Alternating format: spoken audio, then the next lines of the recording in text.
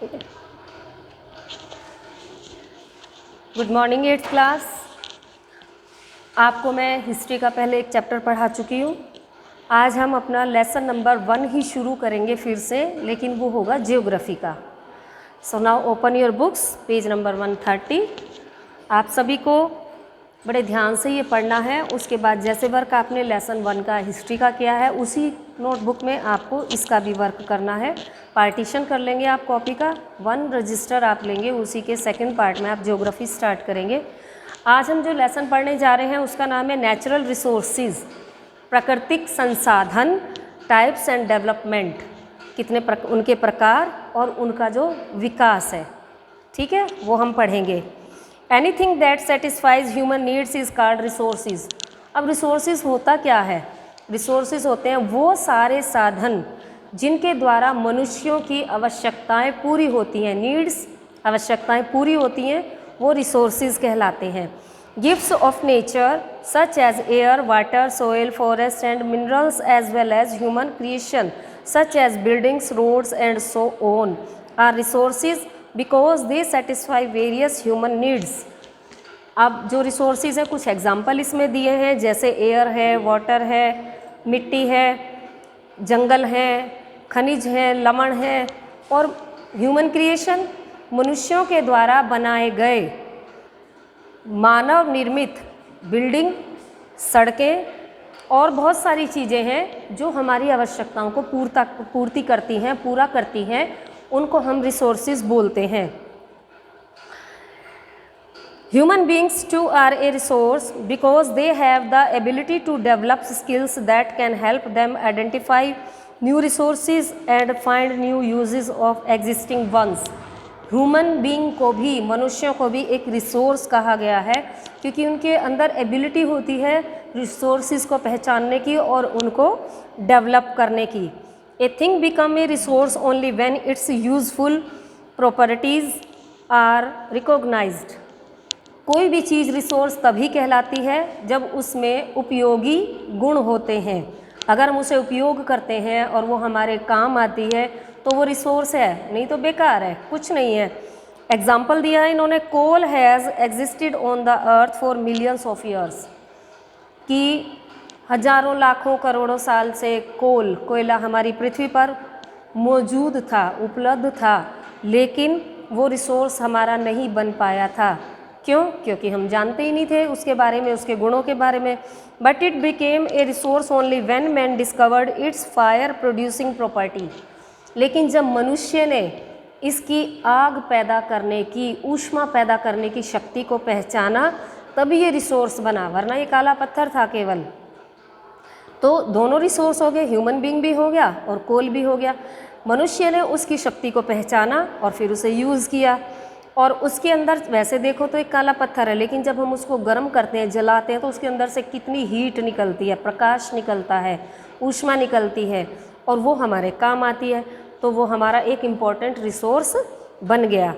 Coal which is now considered very valuable had no more value than no ordinary rock until it was recognized as a resource।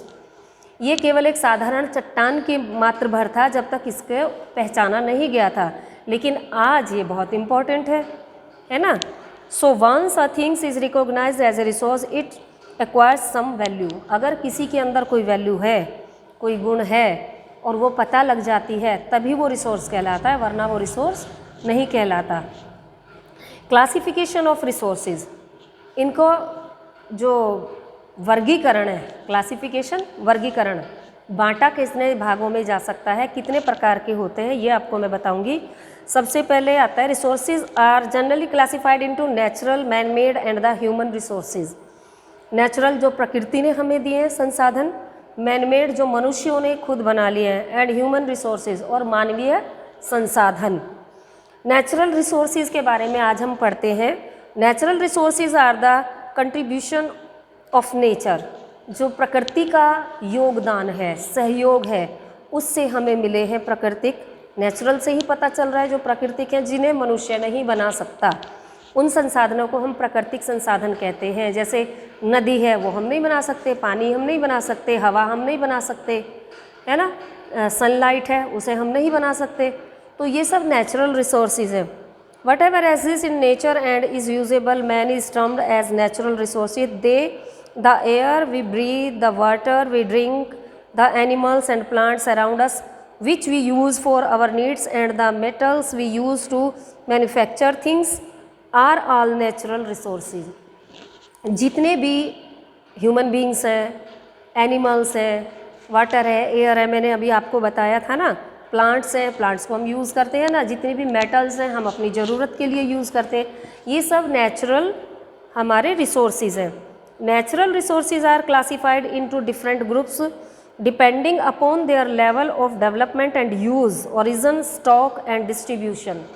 Natural resources को भी हम classify कर सकते हैं, विभिन्न भागों में बांट सकते हैं। किसके आधार पर?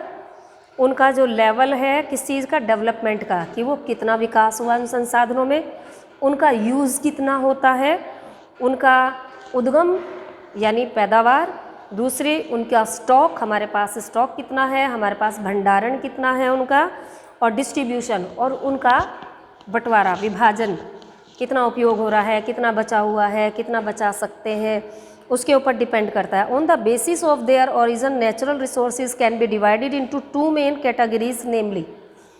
हम नेचुरल रिसोर्सेज को दो भागों में बांट सकते हैं, उनके नाम है बायोटिक एंड एबायोटिक, जैविक और अजैविक। ठीक है। Biotic resources are substances obtain from living beings. जो जीवित प्राणी हैं, लिविंग बींग्स जो जिंदा हैं, वो बायोटिक में आते हैं सारे resources. They include vegetation, birds, domestic animal and wild life. इनमें क्या क्या चीज़ आती है बायोटिक में? वेजिटेशन, जितनी भी प्रकार की वनस्पतियां हैं उनको हम जीवित प्राणियों में मानते हैं ना, पेड़ पौधों को, क्योंकि वो सांस भी लेते हैं, वो ग्रोथ भी करते हैं। एंड बर्ड्स, जितने भी प्रकार के पक्षी हैं, बहुत सारे पक्षी यूज़फुल हैं ना हमारे लिए, अधिकतर यूज़फुल हैं। एंड डोमेस्टिक एनिमल, जो हमारे घरेलू घर में पालने वाले जानवर हैं। एंड वाइल्ड लाइफ, जो जंगल का जीवन है, जंगली जानवर है, जंगल से रिलेटेड जितने भी जीवित प्राणी हैं वो सब बायोटिक रिसोर्सेज में आते हैं। Within the biosphere which has some utility for a man is a biotic resources. यानी बायोस्फीयर जो हमारा एक वातावरण, आपने पढ़ा होगा कि बटा हुआ है 3 भागों में, तो इसमें बायोस्फीयर जो है हमारा जो आसपास का वातावरण है, प्राकृतिक हवा वगैरह, ऊष्मा जिसमें सब आ जाती हैं, वो भी एक हमारा बायोटिक रिसोर्स है। Vegetation can give rise to economic activities like forestry and lumbering, pastoral farming and agriculture. जो हमारा वेजिटेशन है, जो हमारा वनस्पति रिसोर्सेज हैं, वो हमारी आर्थिक व्यवस्था को प्रभावित करती हैं। जैसे हमारा जंगल है, वन विभाग है, जंगलों से हमें बहुत सारी चीज़ें प्राप्त होती हैं, लकड़ियाँ प्राप्त होती हैं, हमारा जो जीव जंतु हैं वो वहाँ पर रहते हैं, और वहाँ से बहुत सारी जड़ी बूटियाँ प्राप्त होती हैं, और हमारी जलवायु को वो बहुत प्रभावित करते हैं। यानी बहुत सारी चीज़ें प्राप्त होती हैं। हमारी जो फार्मिंग है, खेती है, वो प्रभावित होती है। Animals and fishes can be use for live stock raising, dairy farming and fisheries. ऐसे मछली पालन है, पशुपालन है, दूध का व्यापार है जो हमारा है, जो ये सब हमारे बायोटिक में ही आते हैं। Human himself is a biotic resource. मनुष्य खुद एक बायोटिक रिसोर्स में आता है। He is often termed as human resource, और वो हमारा मानव संसाधन में गिना जाता है। हम भी एक संसाधन है। It is the most important resource because the use and development for all others resources is determined by humans. मनुष्य जो मानव संसाधन है वो सबसे ज़्यादा इम्पोर्टेंट संसाधन है। क्यों?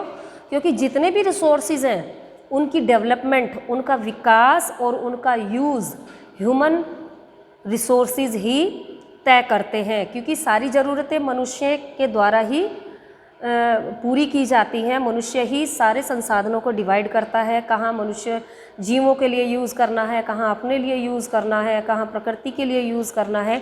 तो सारे संसाधनों का इस्तेमाल करने का जो पावर है वो ह्यूमन रिसोर्स के पास है, और वही किसी भी सोर्स को रिसोर्स बनाता है।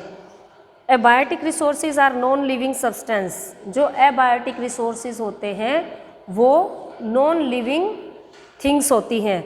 इनमें एयर, वाटर, लैंड और सोयल, इनमें क्या आता है? हवा, पानी, धरती, मिट्टी, चट्टानें, मिनरल्स, खनिज पदार्थ और अर्थ क्रस्ट और पृथ्वी की जो धूल कण जो होते हैं वो सब।